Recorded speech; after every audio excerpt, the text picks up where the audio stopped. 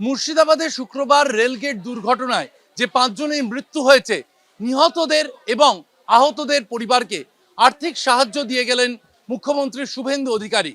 নিহতদের পরিবারকে 5 লক্ষ টাকা এবং আহতদের পরিবারকে 1 লক্ষ টাকা আর্থিক সাহায্য করা হয়েছে প্রশাসনের তরফে। মুখ্যমন্ত্রী শুভেন্দু অধিকারী জানিয়ে দিয়ে গেলেন, প্রাথমিক তদন্তে রেল এবং পুলিশ তাকে যা জানিয়েছে তাতে গেটম্যানের কর্তব্যে গাফিলতি ছিল, যা ক্ষমার অযোগ্য অপরাধ, এবং সেই গেটম্যানের যাতে ক্যাপিটাল পানিশমেন্ট হয় সেজন্য স্পেশাল পিপি নিয়োগ করা হতে পারে, এমনটাই ইঙ্গিত দিয়ে গেলেন মুখ্যমন্ত্রী শুভেন্দু অধিকারী।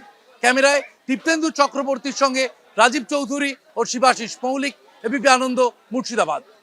আগামী সোমবার থেকে ভোর 6টায় মিলবে মেট্রো। দক্ষিণেশ্বর শহীদ ক্ষুদিরাম লাইনে মেট্রো চলাচল শুরু হবে ভোর 6টা থেকে। এই লাইনে শেষ মেট্রো চলবে রাত 10:30 পর্যন্ত।